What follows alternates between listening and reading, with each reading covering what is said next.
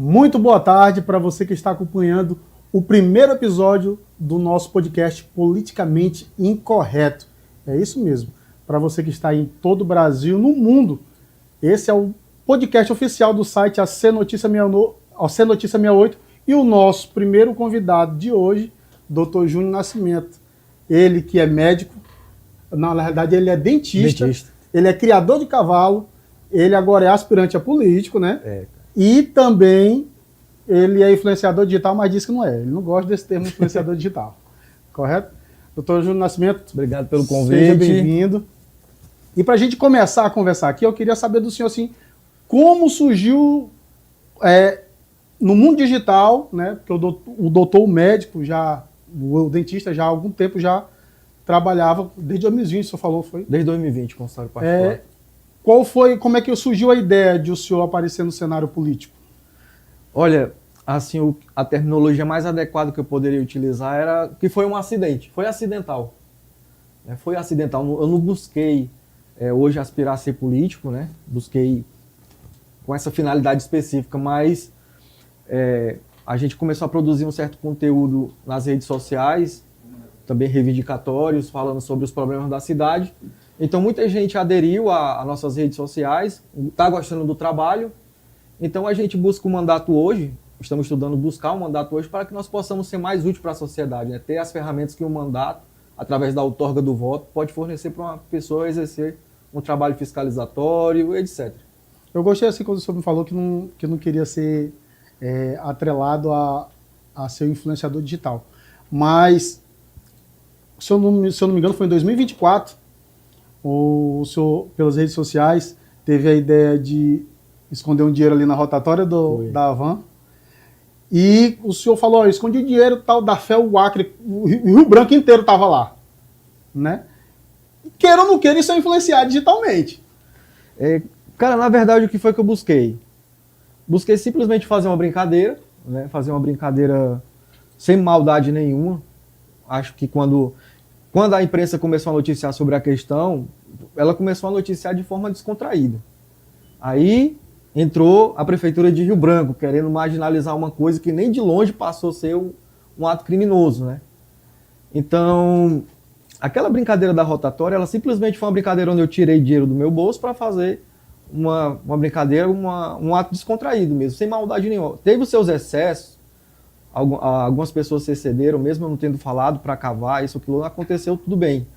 No outro dia a gente já estava lá com um pedreiro, um jardineiro, consertaram tudo e vida que segue, né?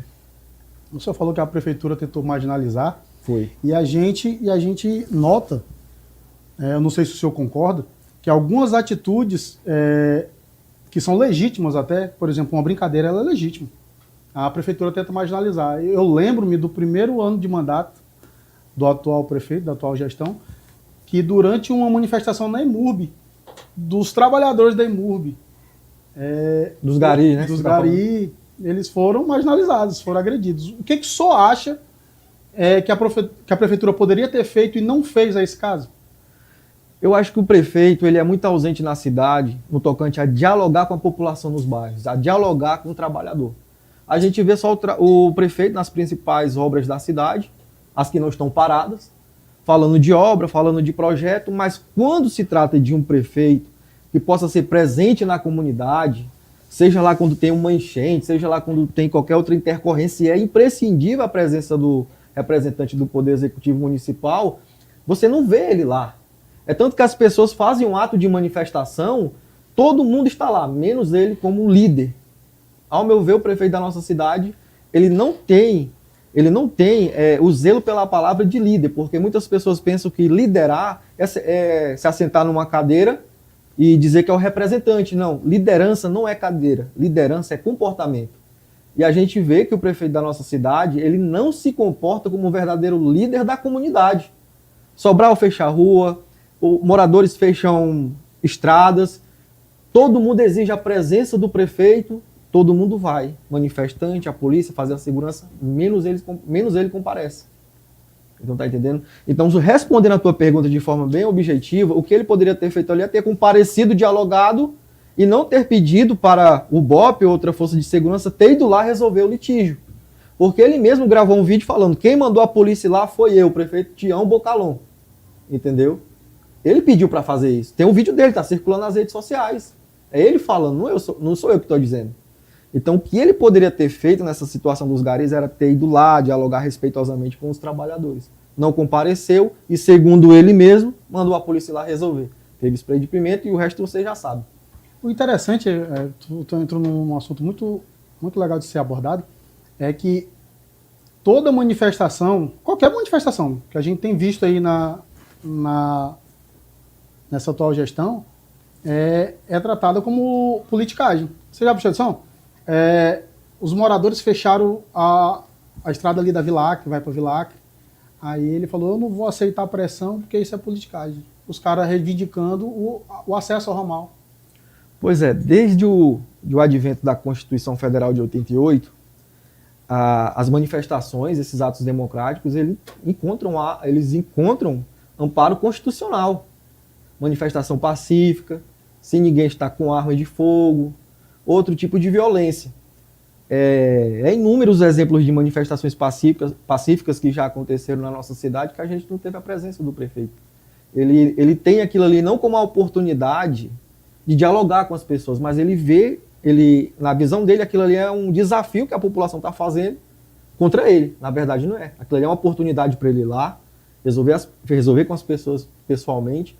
Recentemente, o último protesto que eu tenho ciência que aconteceu foi lá na rotatória do posto da Coca-Cola, ali na altura da UFAC. A população cobrando a presença dele lá para ele explicar como é que seria resolvida a questão da falta de água, da deficiência da pavimentação. E ele não foi. Foi o Ministério Público, salvo engano, foi um representante da Prefeitura, mas ele não vai. Então, liderança, eu repito novamente, liderança não é apenas se assentar numa cadeira e ocupar uma posição estratégica política, ou seja lá onde for. Liderança é comportamento. Eu não vejo esse comportamento de líder no nosso prefeito atual. Por falar em comportamento e liderança, como surgiu a ideia do Dr. Júnior Nascimento sair dos consultórios para pleitear uma vaga, que eu estou sabendo que o senhor... Eu vi na sua bio do Instagram que o senhor é pré-candidato a deputado estadual. Sim, exatamente. Como surgiu esse desejo? E primeiro me explica como surgiu esse desejo do senhor entrar para a política. Primeiro, isso eu não quis por vontade própria. As pessoas vendo o trabalho que a gente está fazendo nas redes sociais, de utilidade pública, cobrando melhorias, etc., fazendo nosso papel como cidadão também, enxergam um certo potencial, né? Olha, cara, as pessoas me falam, né? Você deveria concorrer às eleições porque o mandato seria uma ferramenta a mais para você trabalhar. Pelo celular, por rede social, é importante e funciona. Mas só que você teria um amparo melhor, você teria uma estrutura melhor se você buscasse um mandato para você poder trabalhar. Você teria pessoas para te ajudar, você teria toda uma estrutura para trabalhar, você teria mais pessoas ao teu lado para fazer um trabalho muito melhor do que você está fazendo hoje só com a rede social e alcançaria mais pessoas. Tá entendendo? Hoje eu não enxergo a política, como meio de vida. Eu enxergo a política hoje, a minha visão, eu enxergo assim. A política hoje é um meio de cooperar, é um meio de ter as ferramentas ideais através da outorga do voto para que a gente possa buscar o melhor serviço comunitário, para que a gente possa oferecer um mandato exemplar e estar perto das pessoas. Né? Então, um mandato, quando ele é feito, focado para cuidar das pessoas, eu acho que, certamente, um parlamentar que busca servir de fato e não enriquecer através de um cargo, a sociedade só tem a ganhar, e várias pessoas me fizeram esse convite. Recebo diariamente várias mensagens nas redes sociais para que eu busque um mandato, busque uma ferramenta para trabalhar melhor. E assim a gente está ouvindo e está buscando, está amadurecendo a conversa com as pessoas. O político, então, vamos falar assim, não mais o doutor Júnior Nascimento, mas o político Júnior Nascimento. Falando de política, é impossível a gente entrar na política e a gente não falar dessa polarização da política. Muito direita e esquerda, e aqui no Acre a gente tem uma galera muito engajada na direita, né? A galera vai até para manifestações nacionais aí. E eu queria que o senhor me dissesse, o político Júnior Nascimento, ele é de centro, ele é de direita ou ele é de esquerda? Eu sou de direita, sempre fui de direita, sempre votei no Bolsonaro em 2018, sempre votei no Bolsonaro de novo em 2022, infelizmente perdeu, Só que, em que pese eu seja de direita, eu não me acho extremista. Eu não fico vestindo verde e amarelo para que eu possa angariar o voto das pessoas. Até porque você demonstra que é de direita nas suas atitudes, na sua honestidade, no modo que você quer conduzir e vai conduzir a máquina pública. Hoje nós temos uma pessoa que se diz ser de direita, que fala ser de direita, mas os atos dele, o jeito que ele toca a coisa pública é totalmente como de esquerda, como exemplo nosso prefeito. Ele fala uma coisa e faz outra, entendeu? Então, eu sou de direita, estive naquela primeira vinda do Bolsonaro aqui, acho que foi em 2018, não foi a primeira vez que ele veio, eu estive lá, mas só que hoje, a liderança que se instalou na direita atual do Acre, ela mesma, os próprios líderes que se dizem líderes da direita aqui no estado do Acre, envergonha a própria direita acreana. O senhor é afiliado em algum partido? Não, nunca fui filiado em nenhum partido. Mas já tem um norte para qual partido o senhor vai se filiar para disputar as eleições? A gente está conversando com republicanos, a gente está conversando com o Partido Novo. São partidos que, ao meu ver, eu me identifico com a filosofia deles, né, o jeito que eles tocam, o trabalho. A gente está amadurecendo a conversa, eu acho que tão logo a gente vai ter aí um evento, né, para a gente anunciar a pré-campanha de forma oficial, se tudo der certo. Inclusive eu quero convidar todo mundo que está aqui para participar, vocês, para estarem lá. E hoje os dois partidos que a gente está analisando é o Novo e o Republicanos.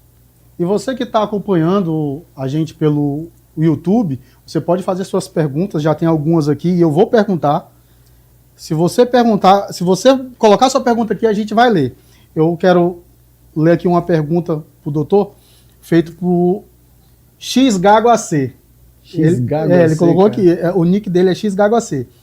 Qual a sua opinião referente ao descaso com os aprovados nas vagas da Polícia Penal que não foram nomeados? Descaso total. Um verdadeiro distrato com esses concurseiros que estão esperando desde 2023 para que sejam nomeados na sua integralidade. Eu vou te falar alguns dados aqui. A gente teve um concurso em 2023 da Polícia Penal, a Polícia Penal do Estado do Acre. Ele ofertou 261 vagas, certo? Aprovados em todas as etapas foram 880, certo? E o governo do Estado do Acre chamou 318 para fazer o curso de formação, sendo que 308 lograram êxito, terminaram o curso de formação, chamaram, salvo engano, 170 formados já no curso de formação, e ainda está faltando chamar cerca de 131 pessoas que fizeram curso de formação e não foram chamados ainda. E você sabe hoje, até o último dado que eu sei de 2025, o número da nossa população carcerária hoje do estado do Acre são mais de 8 mil pessoas. 5,4 mil pessoas dentro dos presídios e mais de 3 mil fora, né? Que são os monitorados, o que estão cumprindo alguma pena fora, né? Diversa da prisão. Aí vem aquela pergunta, será que o número de policiais penais está adequado ao número de população encarcerada no estado do Acre? Eu te respondo, não está. Não está. O ideal seria de 3, 4 ou até mesmo de 5 agentes por preso. Aliás, seria para cada agente, corrigindo, para cada agente o ideal seria de 3 a 4 ou a 5 presos para cada agente. Hoje o Acre está chegando a quase 7 presos por agente. E o total de policial penal para fazer a cobertura de todo o estado do Acre, salvo engano, é de 1.403. Para cobrir todo o estado do Acre. Tá entendendo? Então, veja só, na hora de fazer um concurso público, o governo do estado chega com a maior propaganda. Vai ter concurso para determinado setor, vai ser X tantos de vaga, todo mundo fica alegre, todo mundo pega na orelha da apostila para estudar, eles começam a sonhar com as vagas, a pessoa é aprovada no concurso, larga muitas das vezes o emprego para fazer um curso de formação com a esperança de ter uma nomeação mais próxima possível, larga o emprego, faz o curso de formação e acontece que 131 policiais que já fizeram o curso de formação ainda não foram chamados. Muita dessa gente largou o emprego para fazer o curso de formação e hoje está em casa no banho-maria. e eles cobrando o Estado para que o Estado faça a convocação deles e o Estado não dá resposta alguma. Sem falar nos 566 do cadastro de reserva que ainda precisam ser chamados para fazer o curso de formação, que ainda não foram chamados. Uma pergunta bem interessante para esse momento. Se o senhor hoje fosse deputado estadual, hoje, com essa atual gestão que a gente tem governamental, o senhor seria de oposição ou o senhor seria de situação? Ia depender muito do que seria pautado. Por exemplo, se o Estado vai exercer alguma política pública que vai impactar direto a população, por que não apoiar? Por que não andar junto? Agora, em casos desses, como o concurso do IAPEM, que foi feito em 2023, eu seria totalmente oposição, porque se você busca um mandato e não vai trabalhar junto com as pessoas, para estar junto das pessoas, não vai fazer sentido nenhum você buscar um mandato se não for para ajudar o povo. O Estado, e muitas das vezes, ele já trabalha para ser contra os cidadãos. Aí você busca uma eleição para reforçar mais ainda essa atividade do Estado contra as pessoas. Aí onde é que a gente vai parar? Se o parlamentar é uma chave principal para intermediar as discussões entre o povo e o poder executivo, nessas questões de concurso público, brigar pelas vagas, eu seria totalmente a favor dos concursados. Eu seria totalmente a favor da sociedade, porque estamos precisando. Hoje nós temos 1.400 policiais para quase 9.000 detentos. E aí? Interessante que... É um déficit enorme. Interessante que agora o senhor falou uma coisa assim que vai ficar para a posteridade. Porque, digamos que o senhor ganhe. Sim. O senhor ganhe e o próximo governo faça a mesma coisa que ele está fazendo agora. Aí vai ter um videozinho lá na internet dizendo que o senhor disse: eu vou estar do lado dos concursados. Eu vou dizer mais uma vez aqui, repito, que fique aí gravado para quem quiser utilizar depois. Hoje, estamos já andando junto com o Alan Rick, né, que é o pré-candidato a governo. Estou andando já junto com o Alan Rick. Não é novidade mais isso. E se caso ocorra de ele ganhar as eleições e eu ganhar as eleições e aconteça um litígio desse, onde as pessoas querem ser convocadas e o governo do Estado quer botar o pé na parede, salvo se não tiver uma justificativa realmente plausível, gente, agora não pode, a gente está esperando aqui melhorar o orçamento e tal, mas que seja honesto, que dê uma justificativa honesta e não como resposta como está acontecendo agora. Mas se caso aconteça de pessoas como os concursados do IAPEM estejam precisando de mim mais na frente, a primeira coisa que eu vou fazer, a gente vai ficar do lado dessas pessoas, a gente vai buscar dialogar junto com essas pessoas, com o governo do Estado, para que seja resolvido. Porque é uma pauta de interesse extremo da sociedade. Digamos, hoje aquele Francisco de Oliveira Conde, ele é tido como uma panela de pressão, aquilo ali. Vai estourar a qualquer hora. Estourar a qualquer hora. Será que os policiais penais que estão lá vão dar conta caso aconteça isso? Não deram quando estourou no Amaro. Pois é.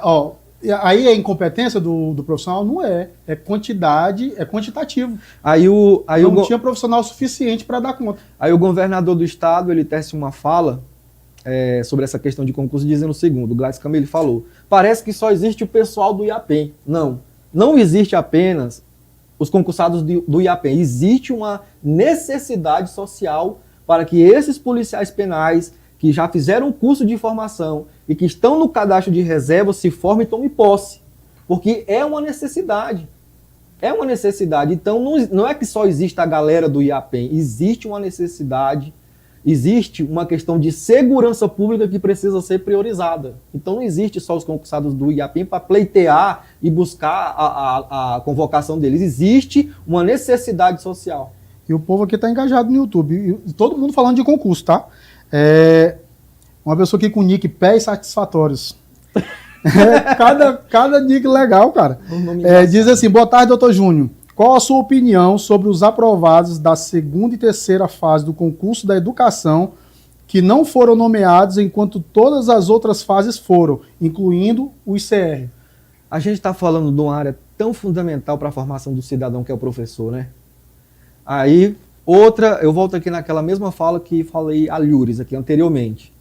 Eu falei que na hora de fazer um concurso público, o secretário da pasta, juntamente com o governo do estado, lança aquela propaganda. Vai ter concurso, vai ser o maior concurso da educação, beleza? Aí as pessoas começam a sonhar, as pessoas começam a estudar, as pessoas começam a se sacrificar, as pessoas fazem as suas renúncias. Eu vou te dizer uma coisa, vida solitária é a vida do concurseiro, meu amigo. Você está trancado por horas ali dentro de um quarto, estudando, resolvendo questões, lendo resumo. se construindo para fazer um concurso público, aí você tem o mérito de passar, porque passar em concurso é meritocracia, aí na hora da convocação, o governo do estado ou o poder público coloca todo mundo no banho-maria. É forte. Aí, digamos assim, aí a pessoa passa no concurso, por exemplo, de todas as etapas que já foram convocadas, 160 professores do cadastro de reserva essenciais para complementar as vagas ficaram de fora. Aí, qual é a briga hoje? Para que pelo menos o secretário de Estado de Educação, o senhor Árbitro Carvalho, respeitosamente o Árbitro Carvalho, que ele pelo menos cite uma data para quebrar a expectativa, para quebrar o sofrimento dessas pessoas.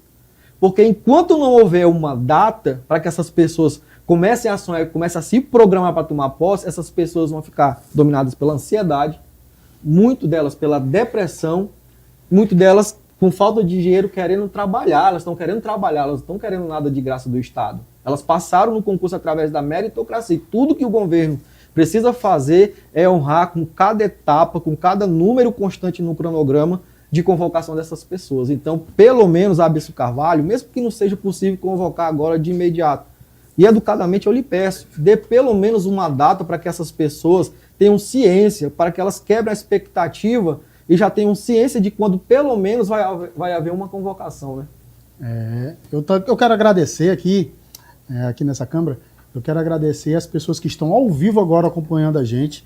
Já ultrapassamos olha aqui, são mais de 165 mensagens, tá, que a gente está tendo. E estamos já com quase 100 pessoas assistindo a gente na live. Então, eu quero mais de 100? Mais de 100 aqui o meu produtor falou. 187 pessoas agora acompanhando a gente na live. E você pode mandar a sua pergunta. O Dr. Júnior, é legal do Dr. Júnior é que ele é polêmico. A gente pergunta e ele responde mesmo sem filtro. Então, continue fazendo a sua pergunta. Voltando para o nosso assunto aqui, Dr. Júnior. O senhor falou que existe aí uma demanda dos concursos, né, que está pendente do Sim. governo do Estado. O senhor acha que essa atual gestão do Gladson Cameli, ela tem sido uma boa gestão? Qual a sua análise dessa gestão? Cara, é muito complexo, porque uns vão discordar da minha opinião, mas eu vou dar meu ponto de vista, né? Eu creio que o governador Gladson Cameli está fazendo uma gestão regular, em que pese existam falhas. Tem falhas. Tem muita falha grave. Porém, eu creio, né, que ele está fazendo uma gestão regular. Só precisa honrar mais o que ele está falando, né? No tocante a concurso público, no tocante a obras, no tocante a muita coisa que ele falou que ia acontecer, que até agora não aconteceu, mas pelo menos eu considero a gestão dele regular. Não vou dizer ruim nem péssimo, mas eu classifico como boa. Mas precisa honrar muita coisa que ele prometeu e até agora não cumpriu, né? E etc. Mas eu considero a gestão dele regular.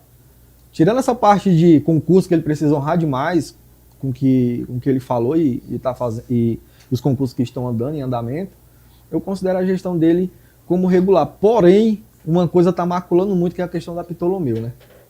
A questão da Ptolomeu é como se ele estivesse escrevendo uma história, existe ali uma mancha negra, né? Que tenho certeza que hoje está perturbando ele bastante, né? Talvez ele finja até naturalidade, mas acho que qualquer um cidadão que estivesse sendo governador do estado e tivesse no meio do seu caminho uma Ptolomeu, eu acho que ele com certeza pensaria nisso todos os dias, né? Interessante do governador Gladson, que é de se comentar, independente de quem gosta ou não gosta da administração dele, existe um fato que faz com que as pessoas gostem dele, é o carisma. Ele é muito carismático. A pergunta que a gente tem que colocar entre parênteses é: até quando o carisma vai sustentar? Eu creio que nós não estamos precisando de carisma. Sim, o político tem que ser educado, carismático, falar com todo mundo, mas só que a simpatia, ela tem que ficar em segundo plano. A gente tem que focar no trabalho. A gente tem que focar no trabalho, fazer uma boa gestão, estar presente do lado das pessoas, né? Não adianta a pessoa estar todo o tempo aqui, ser populista, né, como as pessoas falam, e estar cometendo falhas gravíssimas na sua gestão, né? Recentemente agora tivemos o escândalo do desvio de medicamentos da rede pública estadual de saúde. Será que não faltou um pouco mais de vigilância? Será que a fiscalização deu uma falhada, e só sei que tem muitas polêmicas em andamento na questão da gestão do Gladys, que a gente vê uma falta grave, né? Então a gente não está precisando. A simpatia, o carisma, ele é importante, mas o trabalho ele é imprescindível. É verdade. Agora falando de políticos, né? Dos atuais que nós temos aí. Existe algum político dessa leva que está hoje no poder, na Assembleia Legislativa, que o senhor diz, não, esse daqui é um político que eu admiro o trabalho dele? E se tiver, diga quem. Cara, eu vou estar mentindo se eu disser que eu não admiro o trabalho do Jarudi, né? Tem as suas falhas como todos nós temos, como eu tenho e como você tem. Mas o Jarudi, ele é um político exemplar, é um parlamentar exemplar para mim. Está fazendo uma legislatura acima da média, né, o meu ponto de vista. Tem outros também, tem o Adailton, que eu vejo muito o trabalho dele. Enfim, mas o Jarudi é uma pessoa que eu venho me espelhando até, né? Ele está fazendo uma ótima legislatura, está fazendo o trabalho que o parlamentar, ao meu ver, tem que fazer, que é cobrar, apoiar quando o governo acerta e puxar a orelha quando erra. Né? Então tem um parlamentar assim, que eu admiro muito o trabalho dele, que é o Jarudi. Eu acho que isso já não é novidade para ninguém. Né? E descendo agora para o município, qual o vereador que o senhor acha que está mais se destacando aí, que o senhor diz, não, esse aqui está trabalhando direitinho? Rapaz, tem um vereador, que é um colega meu até de profissão, que ele é lá de Acrelândia. Só que eu me esqueci o nome dele. Alguém aí na produção sabe quem é o vereador? Eu me esqueci o nome dele, mas ele de Acrelândia.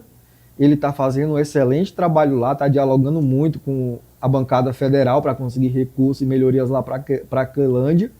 E eu estou de olho no trabalho dele. Está fazendo um ótimo trabalho, rapaz, o colega, né?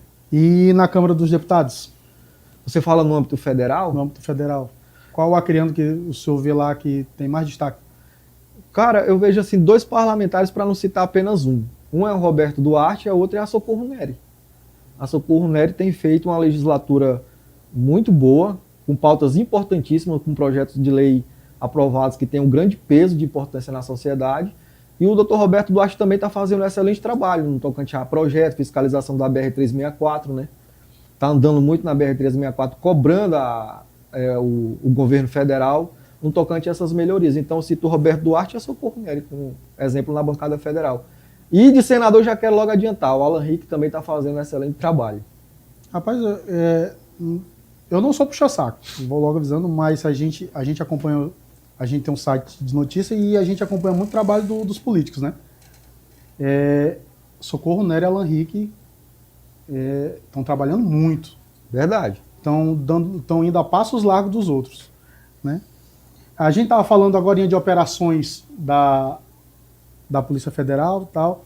Recentemente tivemos aí uma que atingiu Mazinho Serafim e Eduardo Veloso. O Eduardo Veloso foi nas redes sociais dizer que isso era perseguição política, porque ele está se candidatando a senador.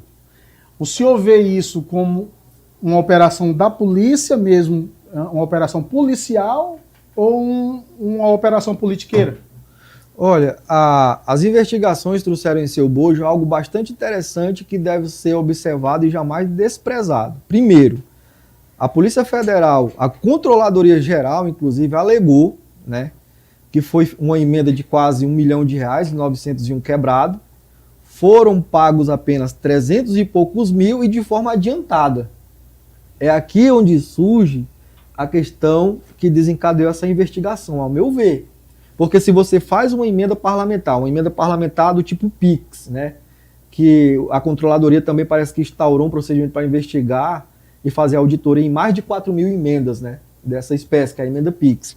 Aí foi feita uma emenda PIX, parece que no ano de 2024, para fazer um show agropecuário lá em Sena Madureira, foi pago dessa emenda 900 e poucos mil, foi pago apenas 300 e poucos mil, o resto ninguém sabe onde foi parar, e foi pago de forma adiantada, coisa que não é permitida.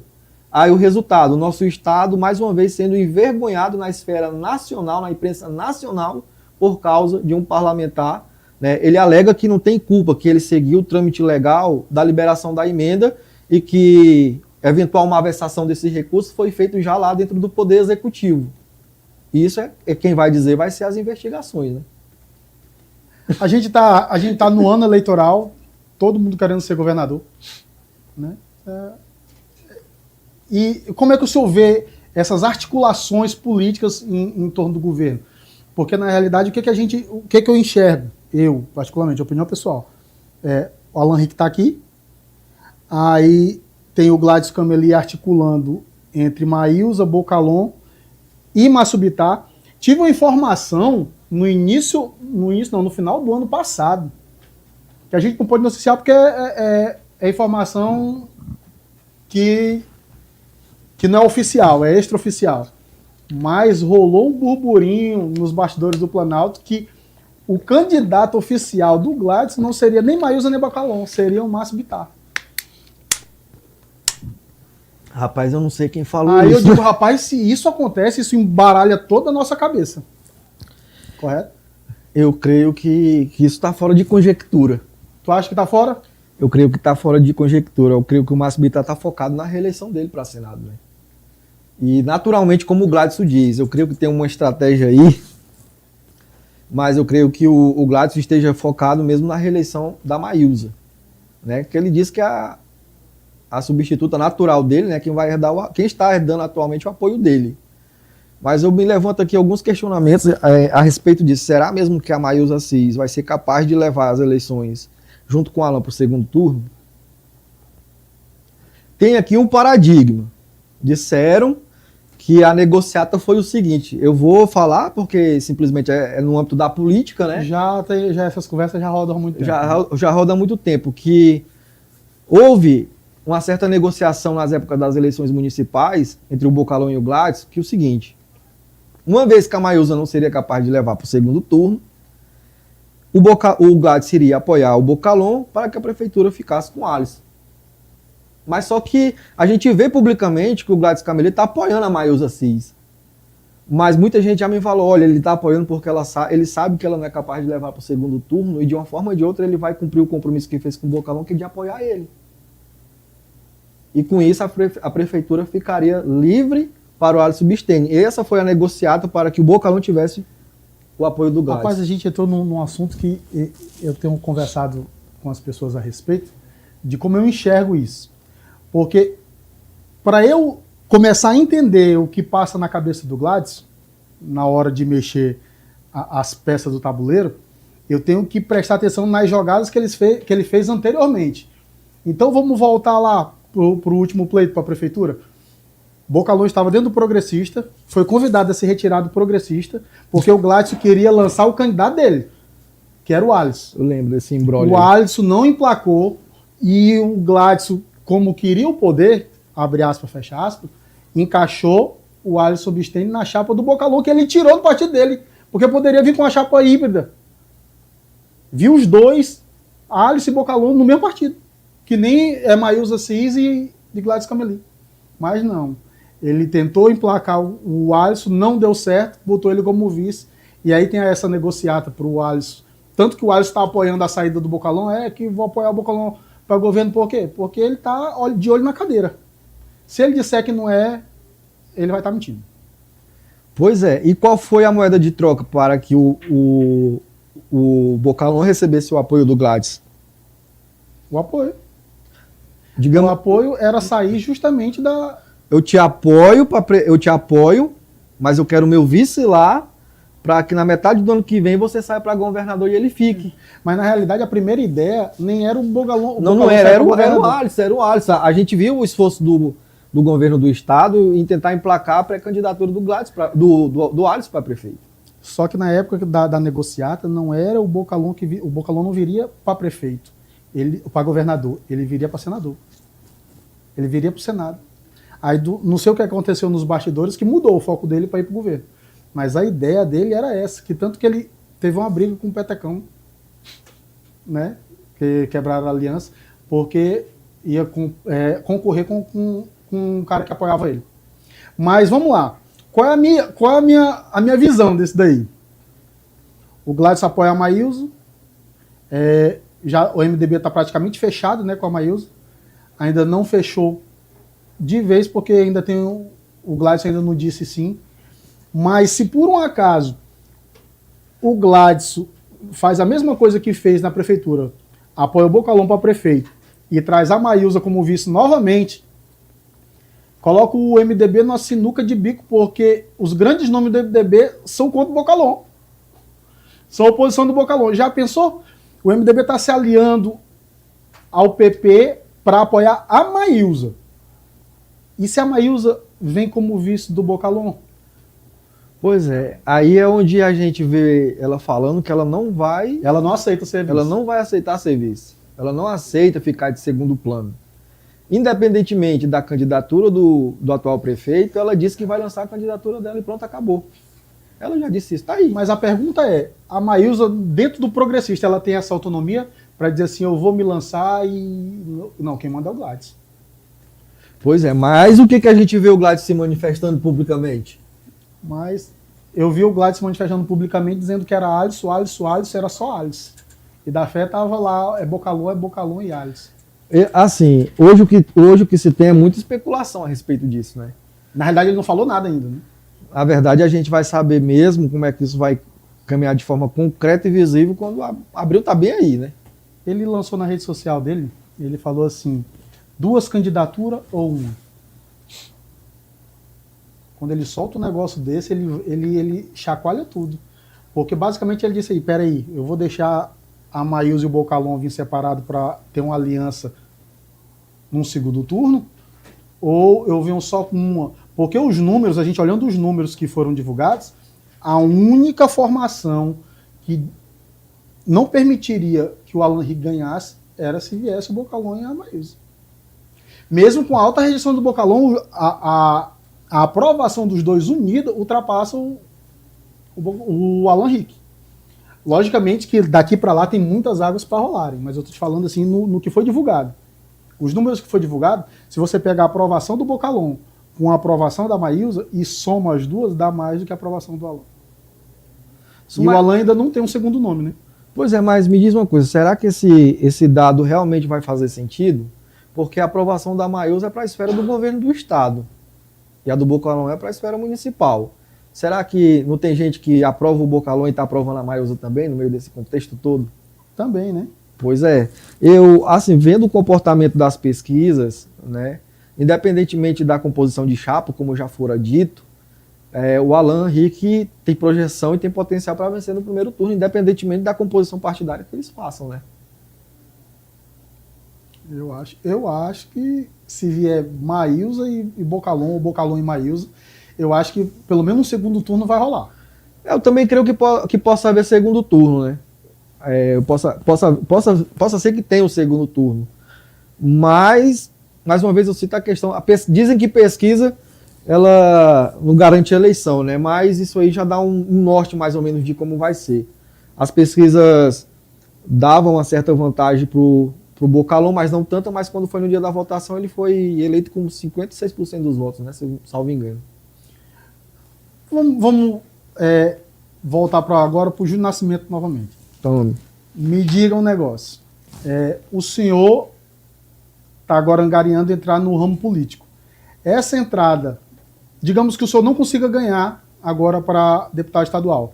Nas próximas eleições o senhor vai tentar vereador, vai tentar prefeito, vai tentar um ou outro cargo político.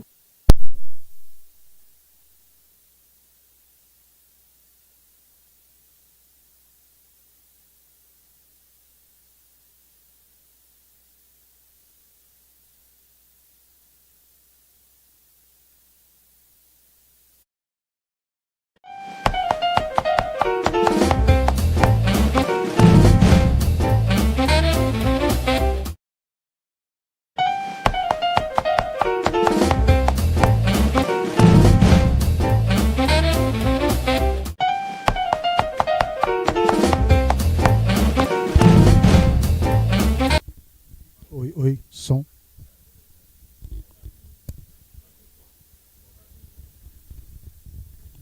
Galera, a gente teve aqui que substituir o microfone, né? Que os microfones de lapela deram um problema, descarregaram a bateria, a gente segue o podcast, não pode parar o diálogo aqui. É verdade. Pois é, a gente estava perguntando para o senhor, o seguinte, digamos que o senhor não consiga ganhar esse pleito. O senhor vai continuar tentando entrar na política, ou como vereador, ou talvez como prefeito, ou pleiteando outro cargo, ou não? Se eu continuar recebendo o apoio e o incentivo das pessoas, a gente vai continuar tentando, né?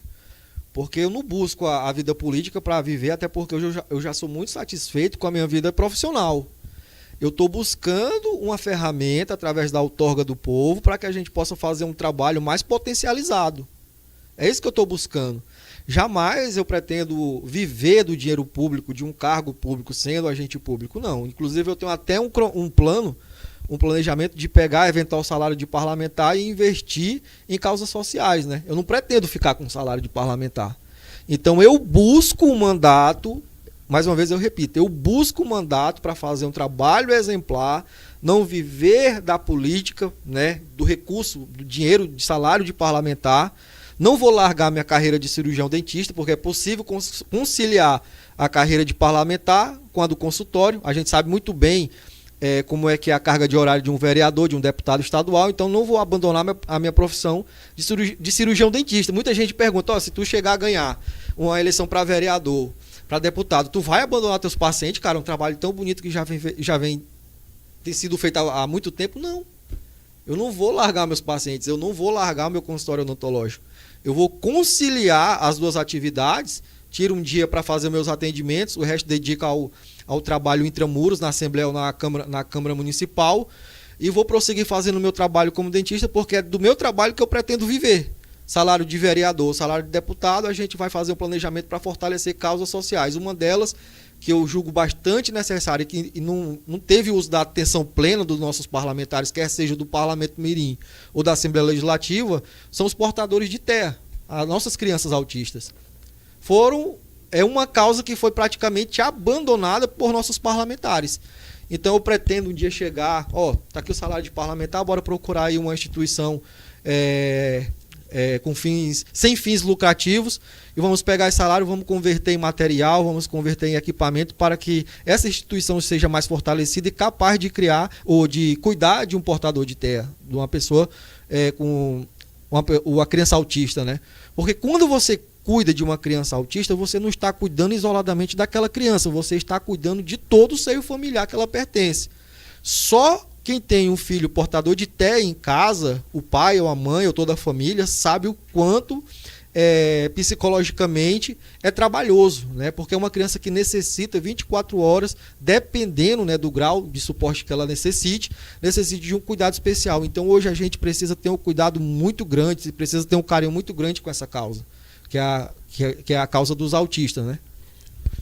Doutor, se a gente trabalhar na expectativa, e eu espero que o senhor ganhe, Júnior Nascimento, deputado estadual, me diga que, rápido, nem precisa ser muito extenso, mas o que o Júnior Nascimento vai fazer nos seus primeiros 100 dias? Eu vou me aproximar bastante das pessoas. A gente vai buscar dialogar muito com as pessoas, não só em Rio Branco, porque o deputado estadual, ele é um parlamentar que anda todo o estado do Acre, né?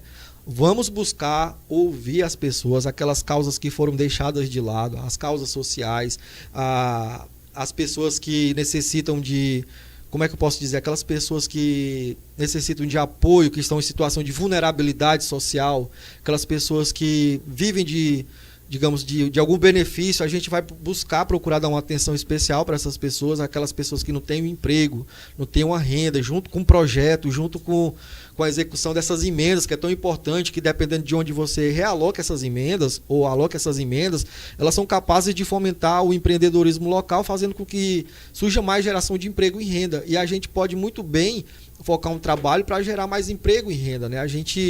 Hoje a gente sabe que um parlamentar, um deputado estadual, vai fazer uso das emendas individuais no valor de 5 milhões de reais. 5 milhões de reais. Parece que obrigatoriamente você tem que investir 50% desse valor em saúde e educação. O restante fica ao seu critério. Se com o meu próprio salário de cirurgião dentista a gente já tem fomentado tanto o empreendedor que sonha em ter a sua empresa, seu lava rápido, o motoboy que precisa de um capacete, de uma bag para trabalhar, o que a gente não pode fazer de bom para essas pessoas que desejam passar o dia trabalhando e quando chegar no fim da tarde, chegar com a sacolinha do supermercado lá, com a comida digna, um alimento digno para a sua família? O senhor, a gente estava falando aqui, o senhor disse que já caminha com Alan Rick e tem até uma tendência a se refiliar aos republicanos, né? Digamos que o Alan Rick ganhe e o senhor ganhe pelo mesmo partido, o senhor disse que defenderia situações como essa, onde as pessoas concursadas passam e não são chamadas, o senhor ficaria do lado dos concursados. Até onde e até que limite o senhor vê essa autonomia de mandar, de dizer assim, eu vou estar do lado do que é certo e não vou estar do lado do que o partido manda eu estar? Primeiramente, que eu não pretenda me aparelhar ao governo do Estado. Eu estarei lá, a gente vai buscar fazer uma campanha, se Deus quiser, limpa, uma campanha onde a gente possa lograr êxito. Mas eu sempre estarei do lado das pessoas. Eu não vou ter o que temer. Uma coisa que eu quero fazer é ganhar e, por exemplo, se eu ganhar, não vou estar indicando parente, não vou estar indicando um amigo para que faça parte do governo, esteja ali e 24 horas sob ameaça. Se você falar o que não deve, eles vão sair.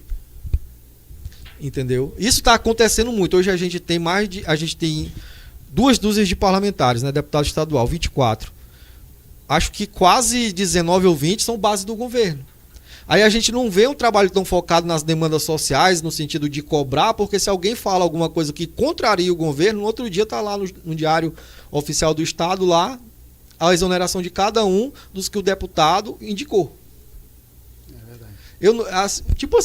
Tipo assim, cara, eu não pretendo ficar sobre essa ameaça, sabe? De se eu for fazer o correto, sair fora, alguém sair fora, não. A gente não vai buscar isso, a gente vai buscar 24 horas por dia estar do lado das pessoas, que é o correto. Se você busca uma eleição para não estar do lado das pessoas, por que você busca uma eleição então? O governo, o poder público já é tão forte, às vezes fazem atos de atrocidade contra os cidadãos, aí o parlamentar ainda vai apoiar isso que o governo faz contra as pessoas. Não, você é para estar ali para ser um amparo entre o governo do Estado e a população. Então é esse trabalho que eu creio que seja correto para que seja feito, entendeu? Pro Júnior Nascimento, qual a maior piada política no âmbito municipal de Rio Branco? Tu sabe. Ele pergunta, mas ele já sabe. Cara, assim, paradoxal. Fala uma coisa e executa outra. Tu sabe que a gente está falando do prefeito Sebastião Bocalon, né? Assim, ao meu ver, ele diz ser o prefeito que até o momento é o melhor prefeito de Rio Branco, mas só que foi feita uma pesquisa, eu só me esqueci qual foi o instituto que fez essa pesquisa, mas está dando ele como o 24º pior prefeito de capital. Agora eles fizeram uma propaganda dizendo que avançaram 20 anos em 6, não foi? É 20? Superou o Juscelino Kubitschek, né, lá em Brasília. Eu até convido o prefeito Tião Bocalon para vir aqui, para a gente bater um papo de frente a frente, que aqui a gente pergunta o que todo mundo quer perguntar, mas não tem coragem de perguntar, a gente pergunta. Levi, por falar em perguntar o que todo mundo, o pessoal tá pedindo para tu interagir com o chat, porque senão eles vão sair da live. O pessoal tá perguntando pro pessoal do chat, rapaz.